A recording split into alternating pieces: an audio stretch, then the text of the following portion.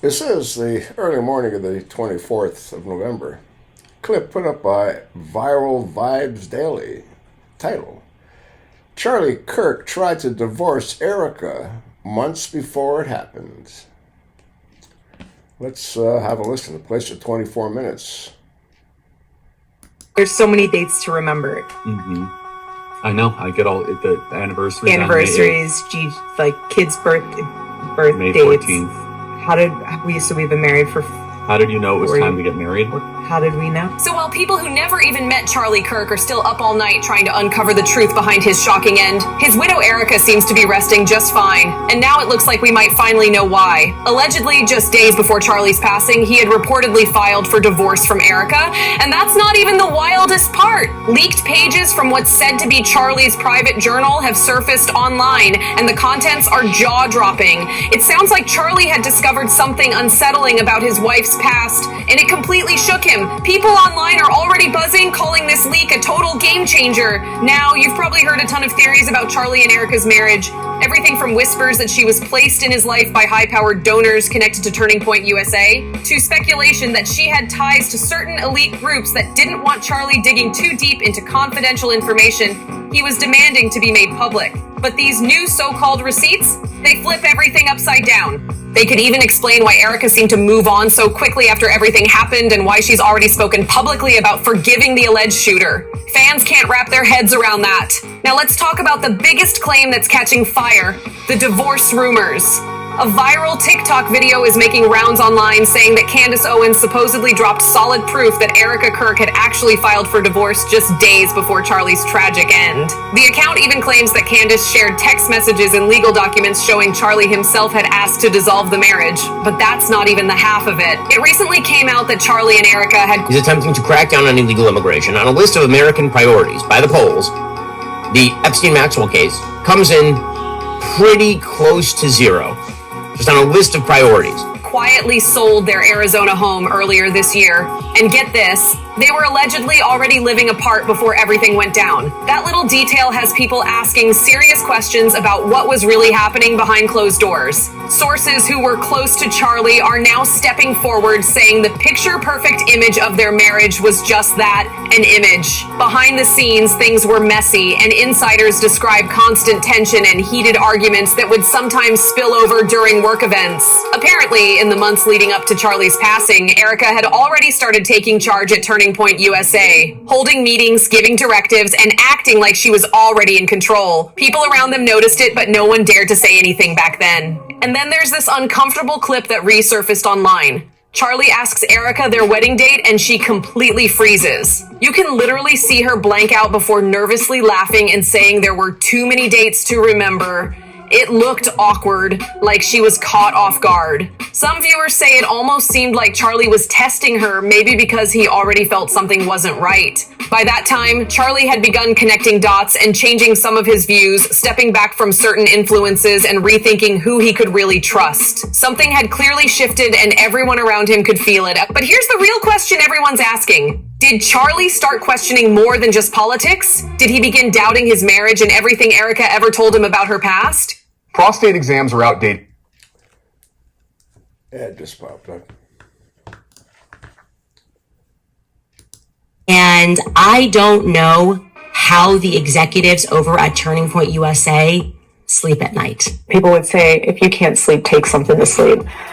The Lord has let me sleep just fine. Because with all the new details surfacing about Erika's life before meeting Charlie, people can't help but wonder just how much she might have kept from him. Remember, when Charlie first met Erika, he wasn't exactly known for being experienced when it came to relationships. Meanwhile, Erika was 5 years older and had already lived what looked like 10 different lives before she even met him. She'd been a Miss USA contestant, later turned casting director, a reality show personality, and even appeared in music videos. Her story reads like a movie script, full of twists, glamour, and secrets. But here's where it gets even more intriguing. Erika comes from a very well-connected family with deep ties to business and defense circles.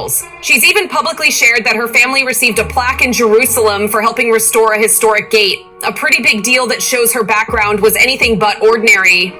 Now, going back to that theory floating online, The one about how Charlie and Erika just happened to meet before Turning Point USA set them up on an official date. That timing feels way too convenient for some people. It's almost like their paths were meant to cross. But who made sure of it? And one last detail that's been turning heads, Erika has never once publicly commented on those high-profile case files that Charlie was demanding to be released. For someone so outspoken and media-savvy, her silence on that topic has people raising eyebrows. Could that be just coincidence, or is there something more behind it? After all that came out, things took an even darker turn. And I've never felt that. I'm not angry with God. Never happened. Never have I questioned why, Lord, are you put. Notice how she dabs this side of her eye. Huh? When I cry, it's like here by my nose. It's not on the side. I mean, look how fake this is. She's so stupid. Putting me through this? Why are you testing me? Why are you? This God is so good and he's so sovereign. I could have never forgiven Tyler Robinson for whatever part he played in this. And obviously I'm saying whatever part he played in this because I don't believe that he was the lone person involved. I don't even think it's the person that killed Charlie. Once people began connecting the dots between Charlie's growing suspicions and Erika's mysterious background, new whispers started spreading through the Turning Point USA circle. Whispers about what Charlie might have been planning to reveal before everything ended. Some say he had found something buried deep inside the organization's own structure. Something that made a few people nervous, and that's when the tension between him and Erika really exploded behind the scenes. According to multiple people close to the couple, Charlie had started becoming distant months before his passing. He'd stopped attending certain private gatherings, canceled donor meetings, and even cut off a few major supporters without giving an explanation. Insiders say Erika didn't like it one bit. She had been carefully building her own public image, attending high-profile events, hosting charity galas, and presenting herself as the modern face of conservative influence. But Charlie, who used to love being the center of attention, started pulling away from the spotlight. That shift in energy created a storm in their marriage. One person who worked with both of them said you could tell something wasn't right. Charlie used to walk into a room full of confidence, but toward the end, he looked exhausted, like he didn't trust anyone anymore. Another said that he had started keeping certain documents locked away and wouldn't even let Erika near his laptop. That's when rumors began swirling that he had been keeping a private log of conversations and names, like something like a digital journal that only a few knew existed. Time Erika got involved in a Turning Point event, something felt off. People got pulled from their posts for no clear reason, replaced with names nobody recognized. What most people don't realize is that Erika had already started acting like CEO before Charlie even died. She was giving orders, making executive calls, speaking for the organization in ways that made all of us uncomfortable. Charlie would try to intervene and she'd just talk over him, like he didn't even matter anymore. And then came the most chilling part, the way Erika reacted after everything went down. Instead of stepping back and grieving quietly, she jumped right into interviews, brand photo shoots, and social media appearances. Within days, she was giving statements that seemed rehearsed, almost too polished for someone who had just lost her husband. People online immediately noticed the strange tone in her posts. No real emotion, no tears, just perfectly worded captions and carefully lit photos. It looked more like a PR campaign than a moment of mourning.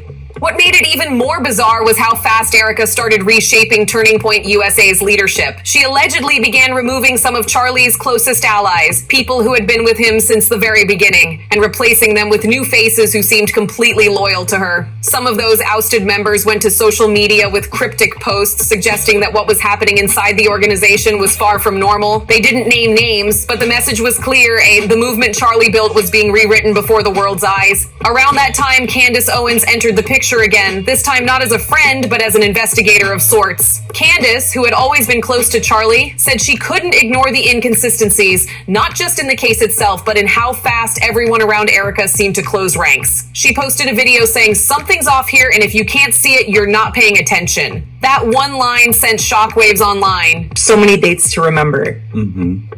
Watch what peanut butter. Okay, I'll stop it at this about 9-minute mark, and you can watch the rest of it. I don't know how much of this is real or not, but it certainly is interesting if it's true. It explains why he got whacked. He was going to get rid of her. Pass it along, and thanks for listening.